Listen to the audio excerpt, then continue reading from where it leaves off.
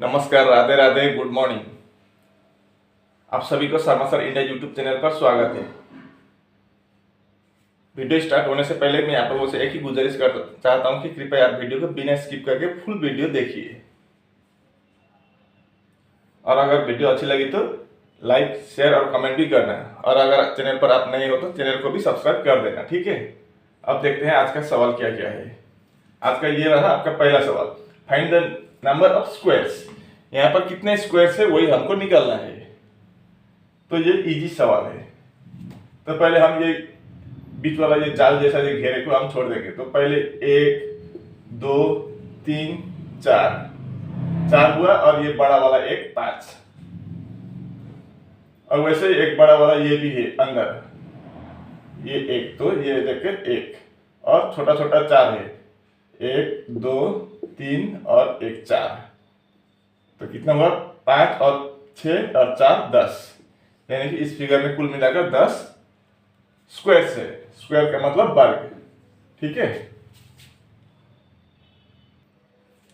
ये रहा अगला सवाल, क्वेश्चन मार्क की जगह पर क्या होगा वही पूछा है। तो देखें क्या क्या कैसा नंबर है। 16 के बाद 32 डबल हुआ है, लेकिन यहाँ पर फिर कम हुआ है, नंबर घटता जा रहा है।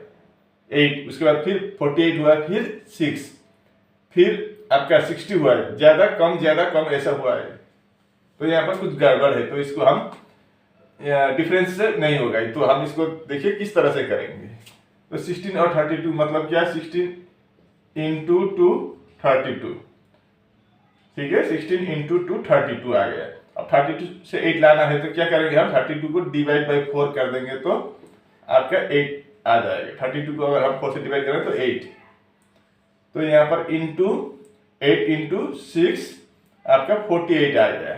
अब 48 से अगर हम 6 लाना हो तो क्या करेंगे? डिवाइड बाई 8 कर देंगे तो 6 आ जाएगा। और 6 से अगर 60 लाना है तो क्या करेंगे हम? इंटू 10 कर देंगे। और 60 से अगर हमको 5 लाना हो तो क्या करेंगे? डिवाइड बाई 12 कर देंगे। तो यहाँ पर क्या होगा वही अब हमको निकालना है। तो देखिए 2 4 6 8 10 12, तो क्या होगा? दूसरा 14 होगा। अब into divide into divide into divide, तो यहाँ पर इंटू हो जाएगा। तो 14 इंटू 5 कितना होगा? 70। तो आपका बी वाला ऑप्शन में 70 है, तो आपका बी वाला सही होगा यहाँ पर।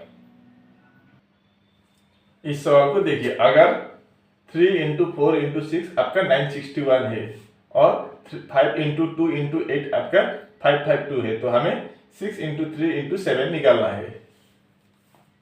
तो वैसे देखें तो 3 इंटू 4 12, 12 इंटू 6 72 होता है, लेकिन यहाँ पर 961 दिया है। तो क्या ये किस तरह से लिया है? 961 इंटू से तो नहीं हो रहा है, तो क्यूब से होगा क्या? तो अगर हम 3 cube plus 4 cube plus 6 cube करें तो कितना हो गया? 3 क्यूब का कितना हो गया? 27 प्लस 64, इधर 216। तो इससे तो नहीं होगा, 900 इतना नहीं होगा,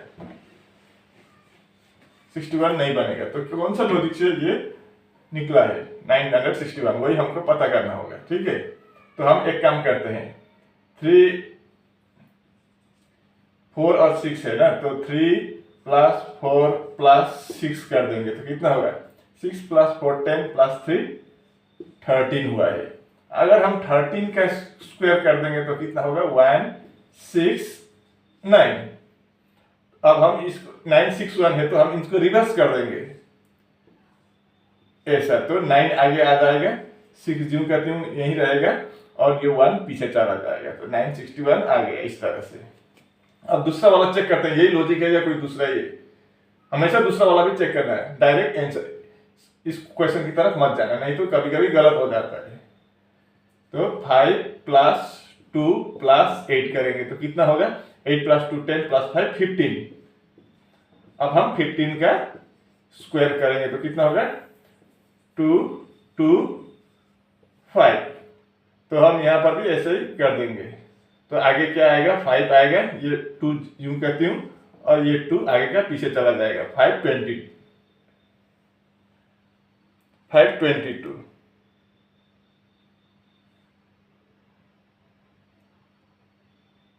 शायद ये गलत हुआ है, देखते हैं, ये लास्ट वाला चेक करते हैं, ठीक है। अब यहाँ देखते हैं 6 + 3 + 7, 7 + 3 10 + 6 आपका 16 हो। तो 16 का स्क्वायर करेंगे तो कितना होगा, 16 × 16 2 5 6। अब यहाँ पर भी हम इंटरचेंज कर देंगे तो आगे 6 आएगा, 5 आएगा, 2, ये ऑप्शन में है कहीं 6 5 2, मतलब ये आपका क्वेश्चन यहाँ पर मिस्टेक है। तो क्या होगा, यहाँ पर 522 होगा, ठीक है, सॉरी इसके लिए। तो आपका आंसर क्या होगा, 652, सी वाला ऑप्शन सही जवाब होगा यहाँ पर। ये रहा आपका रिपीटेड सीरीज से। Which figure should replace the question mark in the series where to be continued? यहाँ पर लेकिन क्वेश्चन मार्क नहीं दिया गया है, लेकिन यहाँ पर क्वेश्चन मार्क होना चाहिए था, ठीक है, लेकिन मैंने यहाँ पर क्वेश्चन मार्क नहीं दिया। तो यहाँ पर ये डैश जगह पर कौन सा लेटर आएगा वही हमको पता करना है।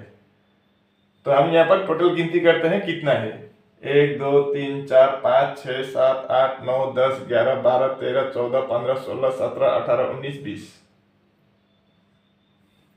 यहाँ पर कुल मिलाकर 20 है। तो इसको हम दो हिस्से में डिवाइड करेंगे, 5 × 4 या 4 × 5, 10 × 2 भी होगा, लेकिन 10 और 2 से नहीं होगा ये। तो 5 × 4 या 4 × 5 ऐसा, ठीक है। तो हम पहले 5 से ट्राई करके देखते हैं, 1 2 3 4 5, 1 2 3 4 5, इसी से हो जाएगा लगता है, क्योंकि P स्टार्टिंग में है, यहाँ पे P दिख रहा है। 1 2 3 4 5, जी एंडिंग में है, एंडिंग में जी हो जाएगा। अब 1 2 3 4 5, तो स्टार्टिंग में P है, यहाँ भी P है, तो यहाँ पर भी हम P बना देंगे और यहाँ भी P बना देंगे।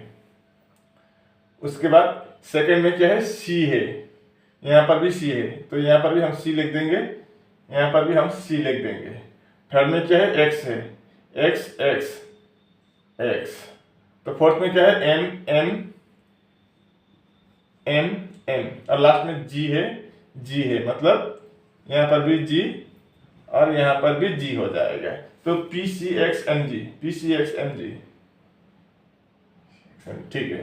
तो क्या क्या लिखा हमने वो हम यहाँ कॉपी करेंगे, C X P G C M P G, मतलब C X, ये दो नहीं होगा, C X P G P G C M P G, आपका बी वाला सही होगा यहाँ पर।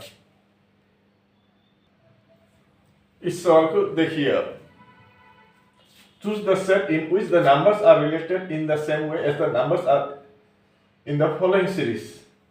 यहाँ पर ये जो जिस लॉजिक से ये बना है उसी लॉजिक से ये भी सेम टू सेम लॉजिक है, और उसी तरह का लॉजिक इन चारों में से कोई एक में है, तो वही हमको निकालना है। तो पहले हम यह पता करेंगे कि ये कौन सा लॉजिक है। यहाँ पर आप गौर से देखिए, ये बीच वाला छोड़िए, पहले वाला नंबर देखिए, यहाँ भी ये क्या है, परफेक्ट स्क्वायर है, ये 9 का स्क्वायर है और ये 6 का स्क्वायर है, 20 का यहाँ पर 6 का स्क्वायर है। अब इन चार में भी देखिए आंसर में ये 5 का स्क्वायर है, ये 11 का स्क्वायर, ये 7 का और ये 8 का स्क्वायर है, मतलब कोई स्क्वायर का रिलेशन है, यहाँ 100 है। तो हम क्या करेंगे, 81 लाने के लिए इससे देखते हैं, ये बड़ा नंबर है, छोटा से 81 बनाएंगे, ठीक है। अगर हम 36 को 4 से डिवाइड कर दें तो कितना आएगा, 9 आएगा, और अगर हम 9 का स्क्वायर कर देंगे तो आपका 81 मिल गया। अब दूसरा वाला में चेक करेंगे, अगर हम 84 को 14 से डिवाइड कर देंगे तो कितना आएगा, सॉरी 16 नहीं 14 से डिवाइड कर देंगे तो कितना आएगा, 6 आएगा। अब हम 6 का भी स्क्वायर कर देंगे तो आपका 36, मतलब यही है लॉजिक। अब इन सभी में चेक करेंगे, अब हम 35 को 3 से डिवाइड नहीं कर सकेंगे, ठीक है, तो ये वाला होगा ही नहीं उस लॉजिक से। अगर 36 होता तो हम कर सकते थे, लेकिन 35 को 3 से डिवाइड ही नहीं होगा। अब यहाँ पर दूसरे वाला देखते हैं, 44 को अगर हम 11 से डिवाइड करेंगे तो कितना होगा, 4 होगा, 4 का स्क्वायर 16 आना चाहिए, यहाँ पर है 121, मतलब ये नहीं होगा, दूसरा वाला नहीं होगा। तीसरा वाला चेक करेंगे। 63 को अगर हम 7 से डिवाइड कर दें तो 9 आएगा। अब 9 का स्क्वायर कितना होगा, 9 इंटू 9 81, यहाँ पर है 49, मतलब ये भी नहीं हुआ। अब ये भी अगर नहीं हुआ तो हम लॉजिक चेंज कर देंगे, याद रखिए। अब हम 24 को अगर हम 3 से डिवाइड करें तो 8 आ जाएगा। हम 8 का स्क्वायर कर देंगे तो कितना होगा, 8 इंटू 8 64। लो ये 64 मिल गया, मतलब आपका डी वाला ऑप्शन सही जवाब होगा यहाँ पर।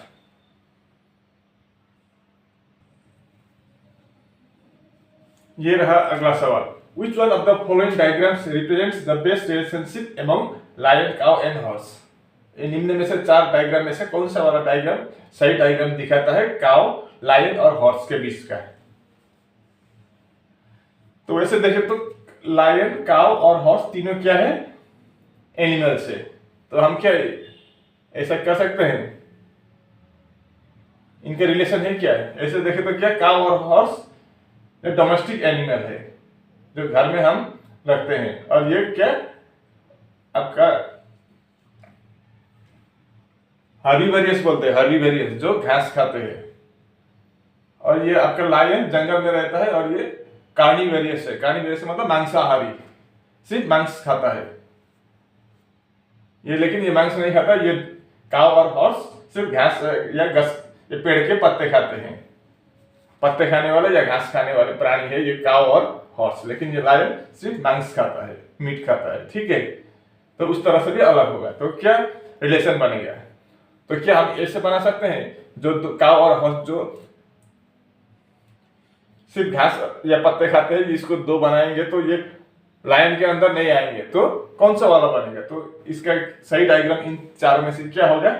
लायन को हम अलग मानेंगे, काव को भी अलग मानेंगे और हॉर्स को भी हम अलग मानेंगे। ठीक है, तो ये वाला हो जाएगा, क्योंकि ये तीनों अलग अलग है।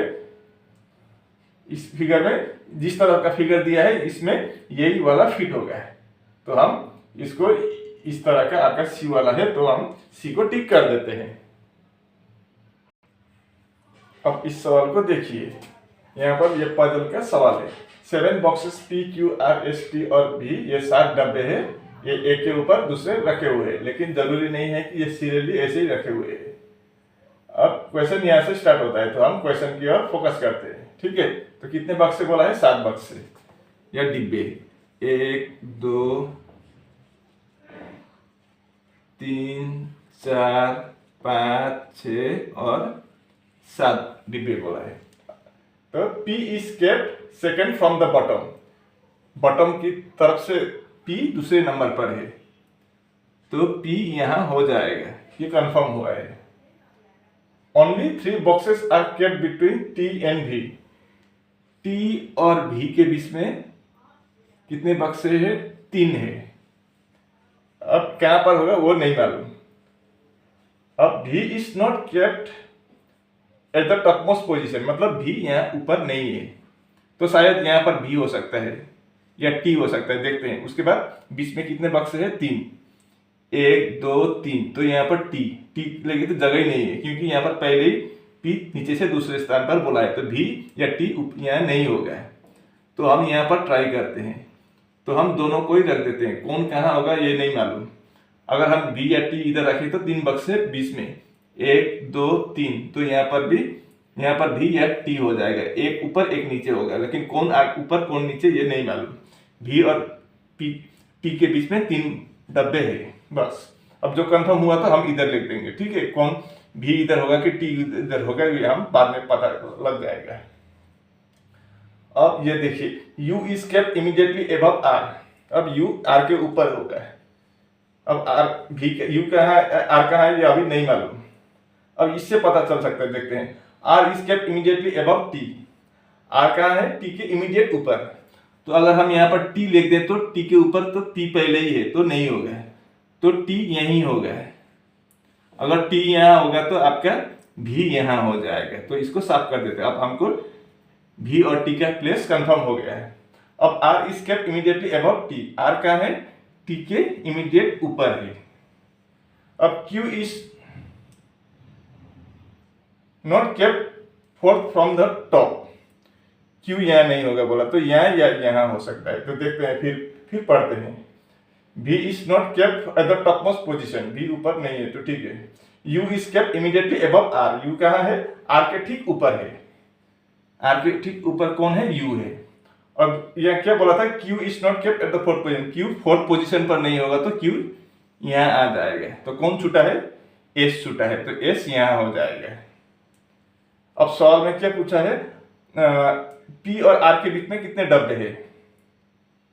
तो R यहाँ है और P इधर है, तो अब इन दोनों के बीच में कितने डब्बे हैं? 1 2 3, तो आपका B वाला में 3 है, तो आपका B वाला सही होगा answer.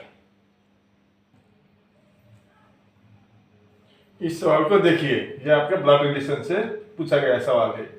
E is the mother of A who is not the son, मतलब क्या? E मदर है किसका? A का,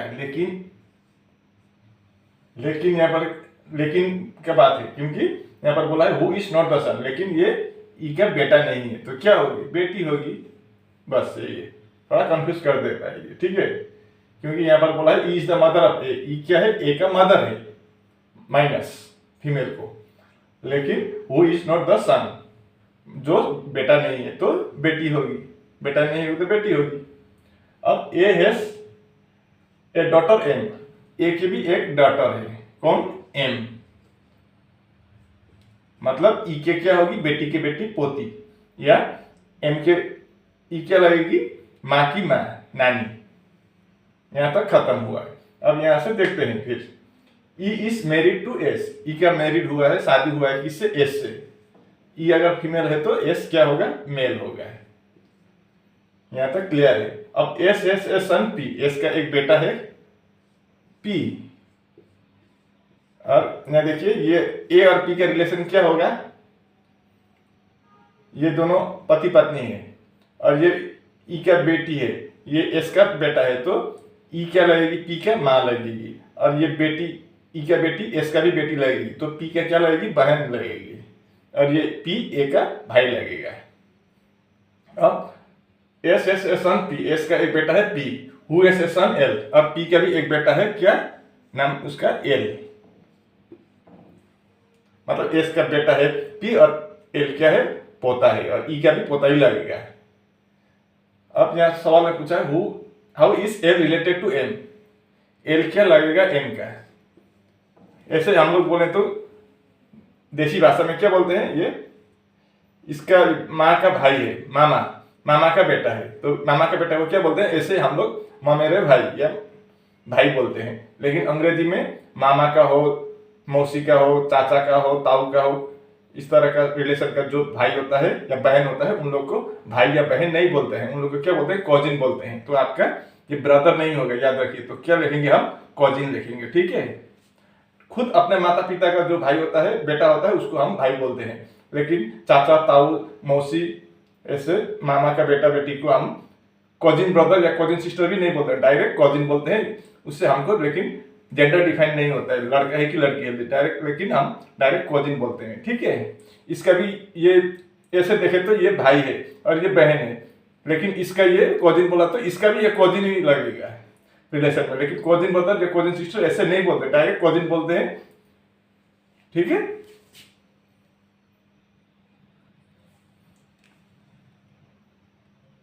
ये सवाल देखिए, किसी एक कोड भाषा में डेट का कोड ये है और टाइट का कोड ये है, तो हमको ए का कोड निकालने के लिए बोला है।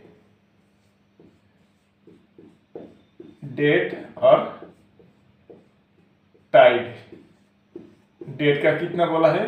2764, और टाइट का है 4926। तो हमको ए का कोड कितना है वही निकालना को बोला है, तो हम निकालेंगे।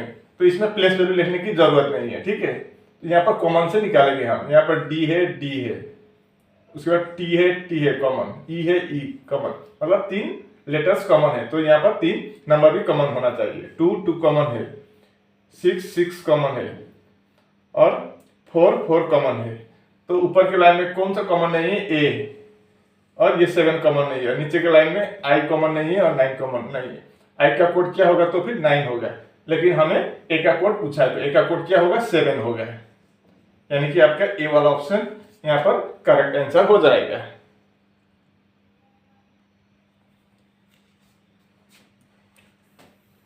आप लोगों से एक ही गुजारिश फिर मैं दोबारा रिपीट कर रहा हूँ कि कृपया आप चैनल को लाइक शेयर करना, और चैनल पर नए देख रहे हैं तो आज पहली बार आए हैं तो चैनल को भी सब्सक्राइब जरूर कर देना, ठीक है। तो ये रहा आज का 10वां सवाल। ये आपको थोड़ा कंफ्यूज कर देगा। एक ही बात को आपको कंफ्यूज करने के लिए किस तरह से बुलाएं देखिए। अगर हम ब्रेकिंग वर्ड को देखें तो इसमें भावेल और कॉन्सोनेंट दोनों है। भावेल का पीछे वाला लेटर, भावेल के जो लेटर आता है उसके पीछे वाला लेटर, और कॉन्सोनेंट के भी पीछे वाला बोला है। डायरेक्ट बोल सकता था यहाँ पर जो वर्ड है उसका पीछे वाला लेटर नहीं बोला है। हमको कंफ्यूज करने के लिए एक बार भावेल एक बार कॉन्सोनेंट बोला है। तो क्या या जो लेटर है उसके पीछे वाला लेटर जो फॉलो करता है उसको लिखने को बोला है। तो पहले हम कॉपी करते हैं तो बात आप खुद ब खुद समझ जाएंगे। देखिए BREAKING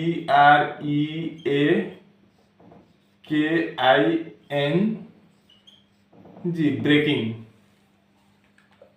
अब भावेल हो या कॉन्सोनेंट यहाँ पर कोई मतलब ही नहीं है, दोनों एक ही है। क्या बोला है, पीछे वाला लेटर बोला है। तो बी के पीछे बाद में क्या आएगा, सी आएगा, आर के एस। अब ई के ऐसे तो ये भावेल है, ए भी भावेल है, आई भी भावेल है, लेकिन सबका पीछे का बोला है। क्या है, भावेल का भी फॉलोइंग बोला है और कॉन्सोनेंट का भी फॉलोइंग बोला है। तो आप घबराइए नहीं, कंफ्यूज कर देगा सिर्फ कंफ्यूज करने के लिए वो। ई के बाद एफ, ए के बाद बी, के बाद एल, आई के बाद आई जे, जे और एन के बाद एन ओ, जी के बाद एच, ऐसा होगा। अब हम फिर इसको क्या बोला है, उसके बाद इन लेटर्स को अल्फाबेटिकली सजाना है and then arrange the letters in alphabetical order. तो इन सब में से सबसे पहले क्या आएगा, बी आएगा। अंडरलाइन देते जाएंगे नहीं तो कंफ्यूज हो जाएंगे। तो उसके बाद सी, उसके बाद क्या है, एफ होगा, इसके बाद जी नहीं है, एच, एच है तो एच, आई नहीं है, जे है तो जे, उसके बाद के नहीं है, एल, उसके बाद अब यहाँ ओ और एस छूटा है तो ओ होगा और लास्ट में एस होगा। बस इतना बन गया। अब यहाँ पर पूछा है then which of the following letters will be the fifth from the right. Right की तरफ से फिफ्थ में कौन सा लेटर होगा वही पूछा है। राइट इधर होगा तो राइट से first, second, third, fourth, fifth पर ये है। फिफ्थ पर कौन सा लेटर राइट साइड से है वही पूछा है। तो कौन सा वो लेटर है, एच है। तो आपका बी वाला ऑप्शन सही जवाब होगा। और इसी के साथ हमारा वीडियो यहीं पर समाप्त होता है। कृपया आप चैनल को सब्सक्राइब जरूर करना। आज के लिए बस इतना ही। राधे राधे।